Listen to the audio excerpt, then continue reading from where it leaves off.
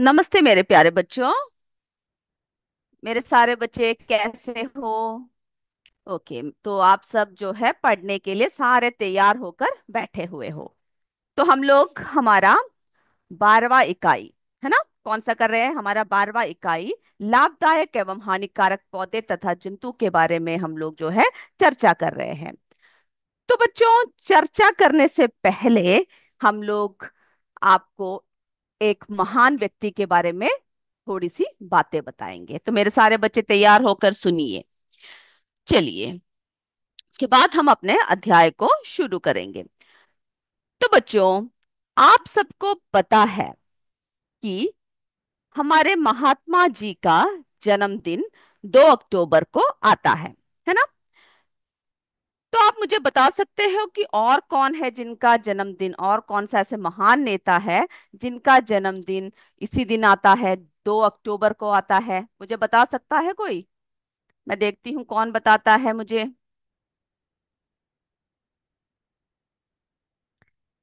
बिल्कुल सही।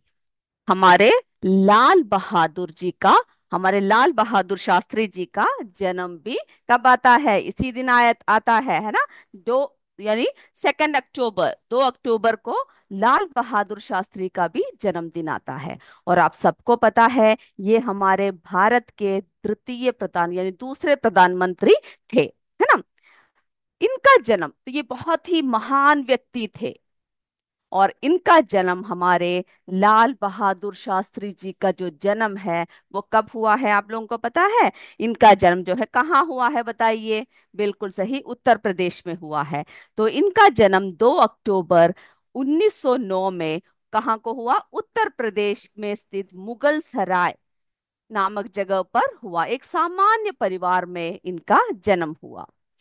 वे अपने सरल स्वभाव के कारण जाने जाते थे, और देश के प्रति इनका समर्पण और श्रद्धा भाव ने इनको एक अलग ही पहचान दिया।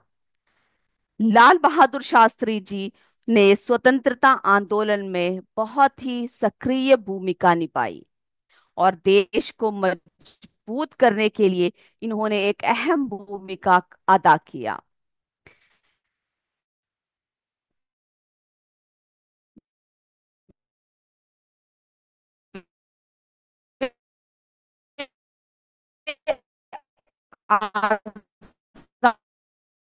आदि के लिए कई बार का, इसमें उनके मरणोपरांत उन्हें भारत रत्न से सम्मानित किया गया।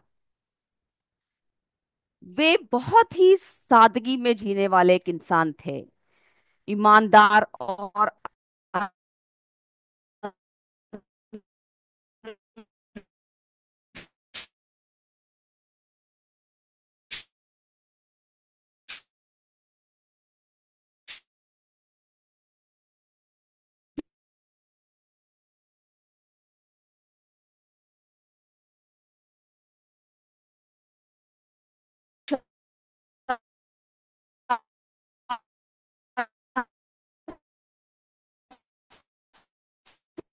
प्रिय थे। पहले उन्होंने तो कभी भी उन्होंने किसी भी सुख का उपयोग नहीं किया।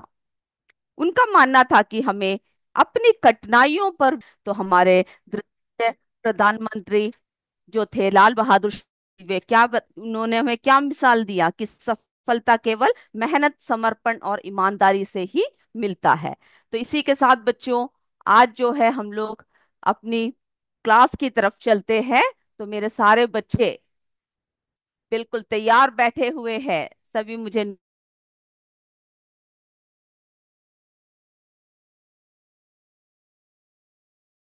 ओके, और बहुत सारे विद्यालयों ने भी जवाब दिया है।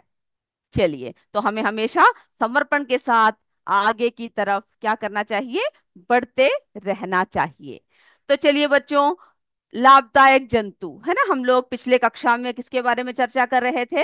हमारे लाभदायक जंतु के बारे में चर्चा कर रहे थे, जिसमें हमने जो है आपको बताया कि जंतुए, यानी जो बहुत सारे ऐसे जंतुए होते हैं जो हमें लाभ पहुंचाते हैं, है ना? बहुत सारे जंतु ऐसे होते हैं जो हमें क्या पहुंचाते हैं बच्चों? लाभ पहुंचाते हैं। तो इसमें हमने मुर्गी पालन देखा। मुर्गियों को भी लोग पालते हैं। क्यों पालते हैं? क्योंकि उससे जो है बहुत क्या मिलता है हमें? अंडा मिलता है, मांस मिलता है ना, जिसको जो है पोल्ट्री कहते हैं। मुर्गी पालन को क्या कहते हैं? पोल्ट्री। यानी बहुत सारे पोल्ट्री फार्म्स होते हैं जहां पर मुर्गियों को पाला जाता है, और इसको जो है उनकी जो मुर्गियों तथा चूजों की जो देख रेख करना, व उनमें प्रजनन की प्रक्रिया को हम लोग क्या कहते हैं? मुर्गी पालन कहते हैं। ये सभी को पता होगा, है ना। और एक अगर कोई अच्छी प्रजाति की मुर्गी हुई तो कैसा होगा? तो वे जो है बहुत अंडे देते हैं, है ना। अच्छी प्रजाति की मुर्गी एक वर्ष में लगभग कितने अंडे दे दे सकता है? 260, है ना, 260।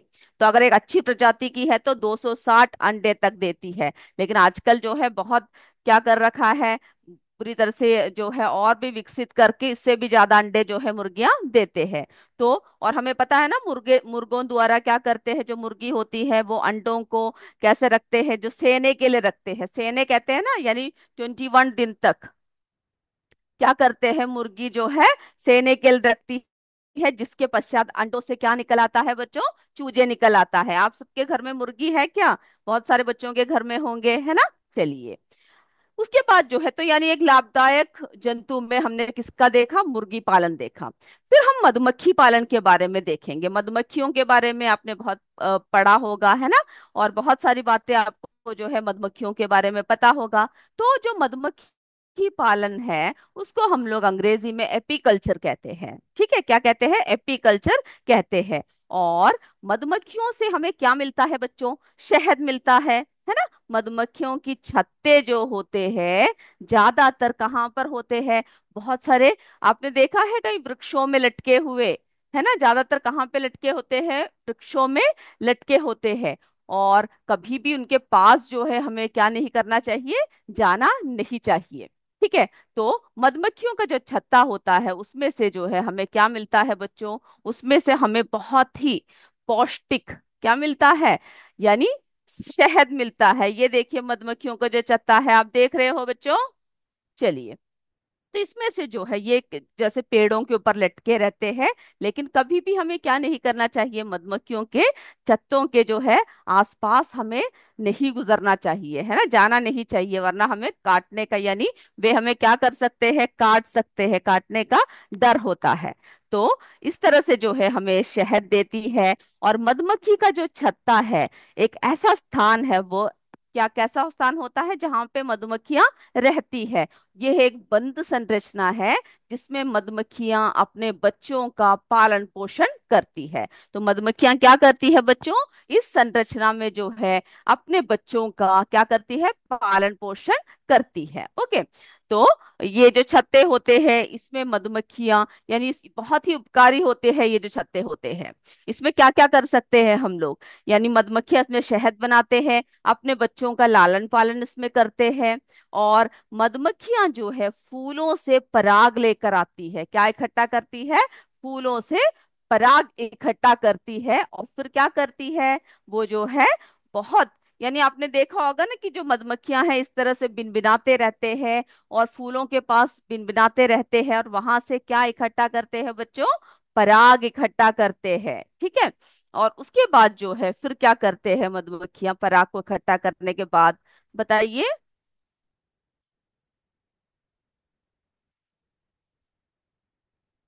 ओके, आपको स्क्रीन दिख रहा है ना बच्चों? चलिए, ओके। तो मधुमक्खियों के पालन को हम लोग एपीकल्चर कहते हैं। उनका जो शहद होता है काफी पौष्टिक होता है, सुपाच्य होता है, एवं रोगाणुरोधक यानी दवा के रूप में भी हम लोग क्या करते हैं? उसका इस्तेमाल करते हैं।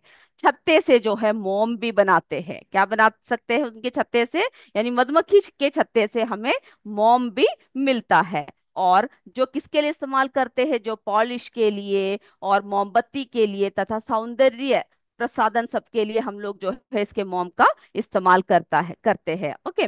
और शहद को भी हम लोग बहुत सारे चीजों में हम लोग इस्तेमाल करते हैं, है ना। और बहुत पौष्टिक होता है ये। और मधुमक्खियों को जो है मधुमक्खियां क्या करती है? शहद को इकट्ठा करती है। 1 किलो शहद के लिए एक मधुमक्खी को कितने चक्कर लगाने पड़ते हैं? एक मधुमक्खी को पराग इकट्ठा करने के लिए लगभग 10 लाख चक्कर लगाना पड़ता है। तो सोचो जरा मधुमक्खी कितनी मेहनत करती है ना। एक जो है किलो रस के लिए कितनी चक्कर लगाने पड़ते हैं? 10 लाख चक्कर काटने पड़ते हैं। और जो एक पूर्ण विकसित छत्ता जब होता है, तो उस छत्ते में एक वर्ष में जो है 20 किलोग्राम तक शहद जो है निकलता है। तो हमें पता चल गया मधुमक्खियां हमारे लिए बहुत ज्यादा उपयोगी है। अब हम मधुमक्खियों के बाद चलेंगे, मछली की बात करते हैं। ठीक है। मछली जो है बहुत ही, बहुत सारे बच्चे खाते भी होंगे मछली, है ना? कई लोग जो है नहीं खाते हैं, लेकिन बहुत सारे बच्चे जो है क्या है, मछलियां खाते हैं, जो हमारे लिए बहुत ही प्रोटीन युक्त होता है। ठीक है। तो मछलियां मछलियां कहाँ पे रहती है बताइए मुझे?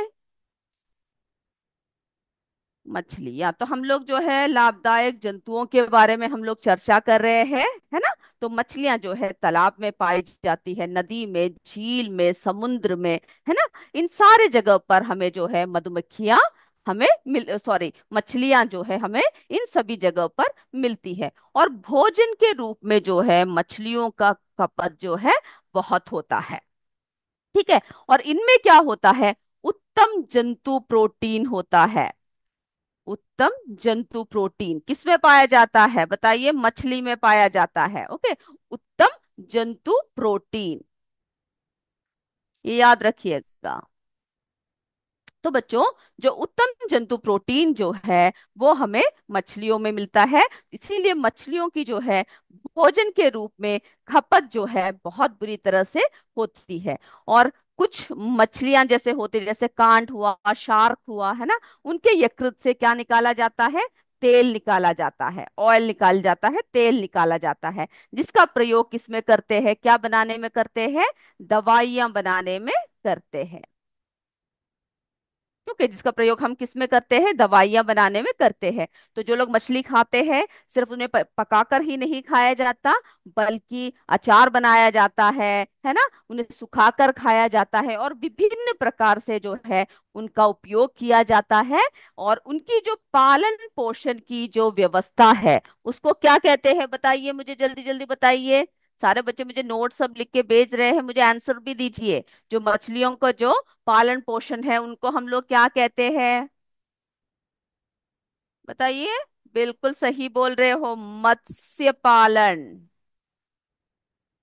क्या कहते हैं बच्चों? मत्स्य पालन कहते हैं, है ना? तो जो है, और बहुत तरीके के, अलग अलग तरीके के क्या होते हैं, तरह तरह के मछलियां होते हैं। जो मछलियां खाते होंगे उनसे पूछिएगा, अलग अलग मछलियों का क्या होता है, स्वाद भी जो है अलग अलग होते हैं। ठीक है। अब जो है हम लोग देखते हैं, तो हमने जो है, हमने किस किस के बारे में बात कर लिया? मुर्गी पालन के बारे में बात कर लिया, मधुमक्खियों के बारे में बात किया, मछलियों के बारे में बात किया। अब हम अगला देखते हैं, जो हमें उत्पादन के लिए सहायता करते हैं, उत्पाद देने वाले जंतु, जिसमें हम पहले भी पढ़ चुके हैं रेशम के कीट के बारे में। आप लोग पढ़ चुके हो ना, आपके क्लासों में, यानी छठवीं में, सातवीं में भी है, आप पढ़ चुके हो रेशम कीट। चलिए, अब जो है उत्पादन देने वाले जंतुओं में हम लोग बात कर रहे हैं रेशम के कीट, जो हमें किस लिए मदद करते हैं, जो हमें क्या देते हैं बच्चों? रेशम के कीट हमें रेशम देता है। तो सबसे पहले हम लोग क्या करेंगे? रेशम के कीट का जरा जीवन चक्र कैसा होता है, मेरे बच्चे डायग्राम बना भी चुके होंगे, है ना? तो जरा हम लोग जरा देख लेते हैं रेशम कीट का जो है जीवन चक्र कैसा होता है। चलिए, तो बच्चों ये है हमारा जो रेशम कीट का जीवन चक्र। तो बताइए, ये सबसे पहले क्या होता है? जैसे कि पत्ते, यानी ज्यादातर ये जो है कहाँ पर पाए जाते हैं, कैसे? शहतूत सबके पत्तों में पाए जाते हैं, है ना? रेशम के कीट को ज्यादातर जो है शहतूत के पेड़ सब में पाले जाते हैं। आप सब पढ़ चुके हैं ये बात। तो ये जो है पत्ते में क्या देते हैं बच्चों? अंडे देते हैं, है ना? इनका जीवन चक्र जो है आपको बनाना भी है, बना चुके हो तो उसको आपको पढ़ के रखना है। ठीक है। उसके बाद जो है, उसमें से जो अंडे है उसमें से क्या निकलता है? ये देखिए, छोटे छोटे ये निकल रहे हैं ना, लार्वा, है ना? इसमें से क्या निकलता है? लार्वा निकलता है, जिसको हम लोग क्या कहते हैं? इल्ली भी कहते हैं। ये देखिए थोड़ा सा बड़ा हो गया, है ना?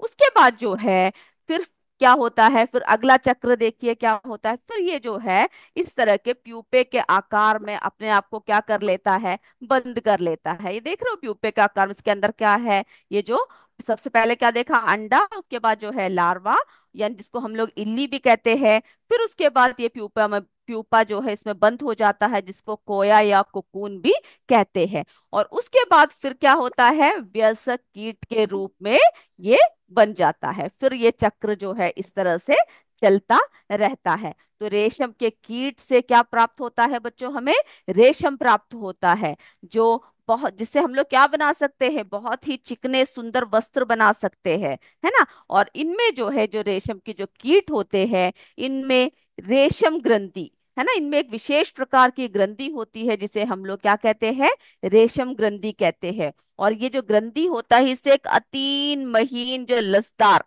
क्या निकलता है, लसदार पदार्थ निकलता है, जो वे क्या करते हैं, अपने शरीर से जो है लपेट देते हैं। ठीक है, तो ये जीवन चक्र आपको पता चल गया ना। ओके। तो बच्चों ये जो जीवन चक्र है, इसको आपको क्या करना है, बनाना है। और अगले क्लास में जब आप आओगे तो आपको क्या करना है, मुझे दिखाना भी है। चलिए। तो हम लोग रेशम के कीट के बारे में बता रहे थे, है ना, उनके जीवन चक्र को हमने देखा कि किस तरह से जो है रेशम के कीट का जीवन चक्र होता है। और जो प्यूपा क्या करता है बताइए, जो प्यूपा होता है वे अपने चारों तरफ क्या करता है, एक यानी लपेट लेता है, प्यूपा जो है यानी जो रेशम का जो कीट होता है, पहले हमने क्या बताया, रेशम के कीट में एक विशेष ग्रंथि होती है, जिसे हम लोग क्या कहते हैं, रेशम ग्रंथि कहते हैं। ठीक है। इस ग्रंथि से अत्यंत महीन लसदार पदार्थ निकलता है, जिसे रेशम कीट का क्या कहते हैं, लार्वा कहते हैं। ओके, जिसे रेशम कीट का क्या कहते हैं बच्चों, लार्वा कहते हैं। ओके, जिसे रेशम कीट का लार्वा या झिल्ली। फिर वे क्या करते हैं, अपने शरीर के चारों और वे एक लपेट देते हैं, एक गेंद जैसा संरचना को क्या करते हैं, ऐसे लपेट देते हैं। और अब जो है लार्वा प्यूपा में बदल जाता है, उसके बाद फिर ये प्यूपा क्या करता है, अपने चारों ओर लिपटी हुई इस गेंद जैसी संरचना से क्या करता है, जो गेंद जैसी जो संरचना होती है, जिसको हम लोग कोया या कुकून कहते हैं। ओके, मेरे सारे बच्चे बैठ के अच्छे से पढ़ रहे हैं, लिख रहे हैं, मैं देख रही हूँ। कोया या कोकून। ओके, जिसे कोया या कोकून कहते हैं। और हवा में संपर्क में आने से ये क्या होता है, ये लसदार पदार्थ जो है सूख कर रेशम बन जाता है। ओके, इसी तरह से जो है अगला कौन सा है हमारा, लाख कीट। ओके, लाख कीट। आज हमारा एमसीक्यू भी होने वाला है, तो मेरे बच्चे उसके लिए भी तैयार रहिएगा। ठीक है। लाख कीट। तो लाख कीट से क्या प्राप्त होता है, लाख प्राप्त होता है। ओके, इसके चित्र आप जो है देख रहे हो।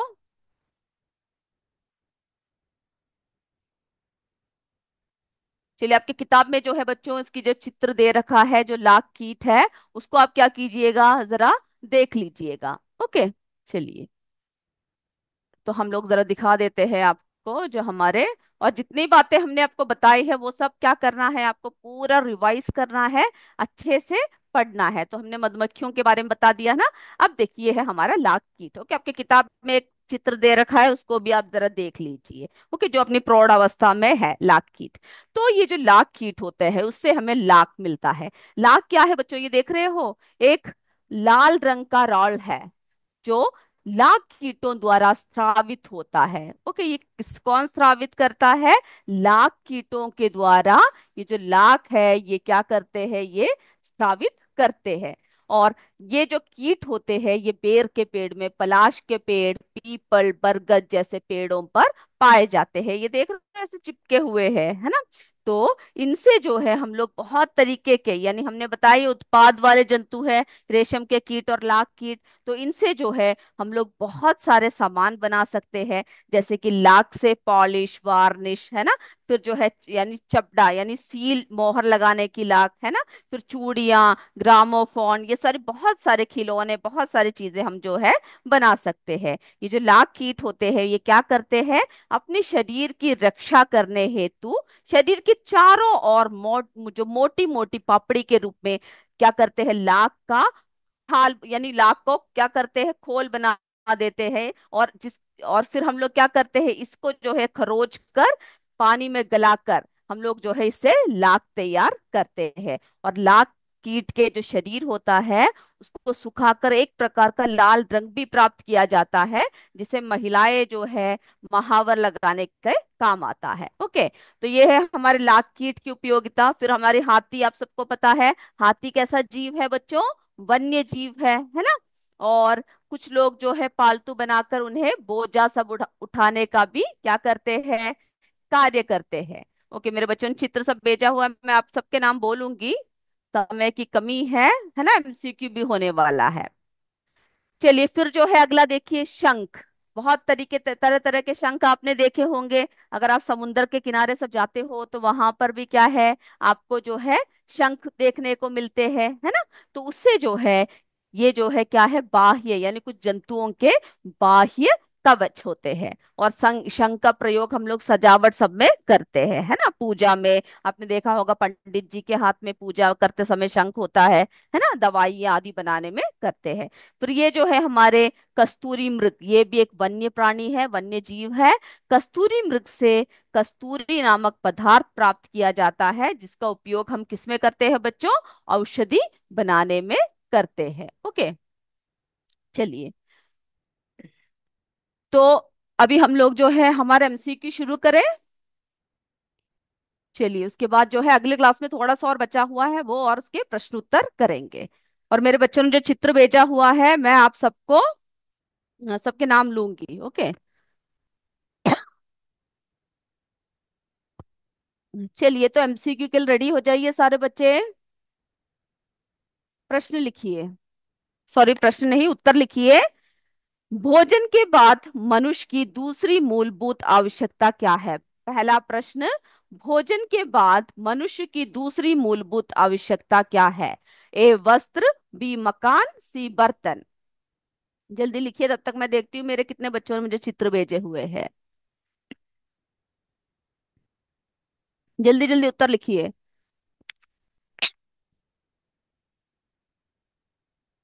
चलिए हमारे कॉम्पोजिट विद्यालय सभी से जो बच्चों ने भेज रखे हैं, किरातपुर से भेजा हुआ है, फिर एक फॉन्ट से भेजा हुआ है। स्कूल का नाम लिखिएगा, ओके, तभी हमें पता चलेगा किस बच्चे ने भेजा हुआ है। सीएस गहुरा से नैन्सी वर्मा ने भेज रखा है, शहाद ने भेजा है। ओके, और भी बताएंगे, पहले दूसरे प्रश्न की तरफ चलते हैं। तो पहला प्रश्न हो गया बच्चों। अब हमारा दूसरा प्रश्न देखिए। हमारा दूसरा प्रश्न, मुर्गियों तथा चूजों की देखरेख करना व उनमें प्रजनन की प्रक्रिया को डैश कहते हैं। ए मुर्गियों की देखरेख, बी मुर्गी पालन, सी उपरोक्त सभी। यानी मुर्गियों तथा चूजों की देखरेख करना व उनमें प्रजनन की प्रक्रिया को क्या कहते हैं?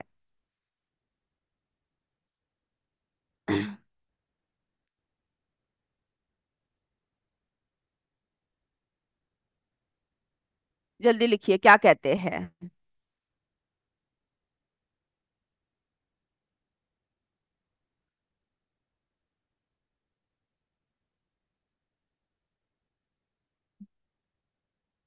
अगला, तीसरा देखिए, मधुमक्खियां के छत्ते से क्या मिलता है? ये मधुमक्खियों कर लीजिए, मधुमक्खियों के छत्ते से मधुमक्खियों के छत्ते डैश से मिलते हैं। यानी मधुमक्खियों के छत्ते से डैश मिलता है बच्चों। इसको ठीक कर लीजिए, ठीक है, इस प्रश्न को। मधुमक्खियों के छत्ते से डैश मिलता है, क्या मिलता है बताइए? मोम, शहद, उपरोक्त सभी। मधुमक्खियों के छत्ते से डैश मिलता है, क्या मिलता है? मोम, शहद, उपरोक्त सभी। हो गया, तो हम आगे बढ़ते हैं, अगला प्रश्न की तरफ चलते हैं। और उत्तर कोई भी कमेंट बॉक्स में मत दीजिए। चलिए, मधुमक्खी पालन को अंग्रेजी में क्या कहते हैं? हमारा चौथा प्रश्न है, मधुमक्खी पालन को अंग्रेजी में क्या कहते हैं? एपीकल्चर, एग्रीकल्चर, सी कल्चर।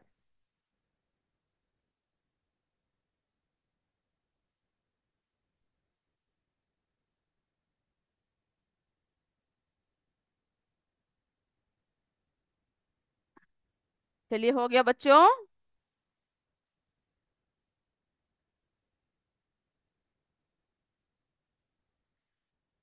चलिए, पांचवा प्रश्न देखते हैं। चलिए, मेरे बच्चे बहुत सारे चित्र सब भेज रहे हैं, मैं क्लास के बाद आप सबके चित्रों को बैठ के देखूंगी। पांचवा प्रश्न, उत्तम जंतु प्रोटीन किससे मिलता है? ए मछलियों से, बी मधुमक्खियों से, सी इनमें से कोई भी नहीं। मछलियों से, मधुमक्खियों से, इनमें से कोई भी नहीं।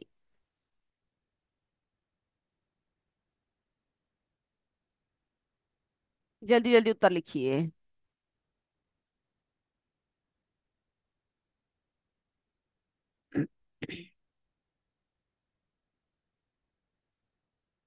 चलिए, छठवां प्रश्न देखिए। रेशम ग्रंथि किसमें पाया जाता है? रेशम ग्रंथि किसमें पाया जाता है?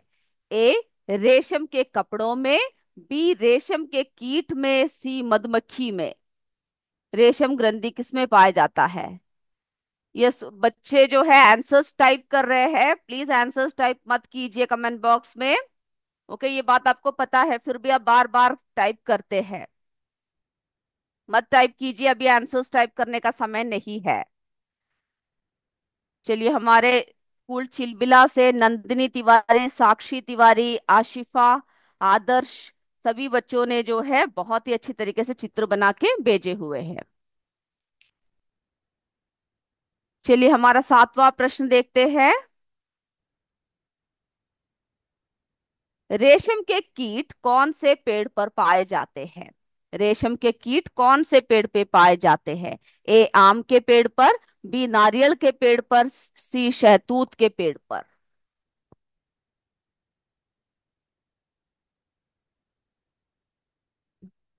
जल्दी लिखिए।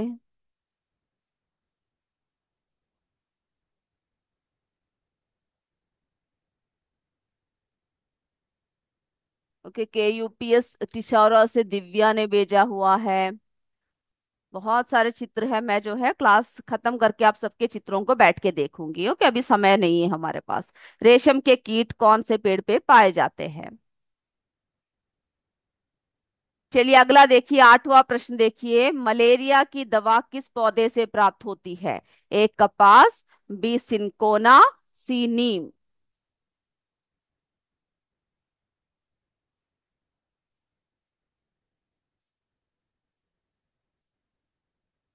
चलिए, नौवां प्रश्न की तरफ चलते हैं।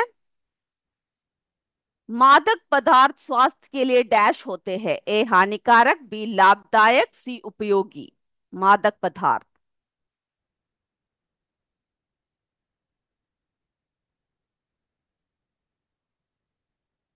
ये आदमपुर से अंशिका यादव ने भेजा है, बहुत सुंदर चित्र है अंशिका। कॉम्पोजिट विद्यालय से भी भेजा हुआ है बच्चों ने, बहुत सारे चित्र मुझे भेज रहे हैं, मैं देखूंगी आप सबके। ओके। चलिए, तुलसी के पत्ती का उपयोग किसमें है, यानी किसमें उपयोग करते हैं? ए मलेरिया के रोग में, बी गले की खराश में, सी कब्ज ठीक करने के लिए। किसमें उपयोग करते हैं तुलसी के पत्तों का? चलिए, तो मेरे सारे बच्चे उत्तर जो है लिख चुके हैं, अब आपकी बारी है मुझे उत्तर देने की। तो हम लोग शुरू करते हैं। Sir please unmute them. पहला ही सही जवाब दिए है, ये बताता है कि आप अच्छे से पढ़ रहे हो। इसी तरह पढ़ते रहिएगा, अगली कक्षा में हम लोग फिर मिलेंगे। तब तक जय विद्या शक्ति, जय हिंद, जय भारत। धन्यवाद बच्चों।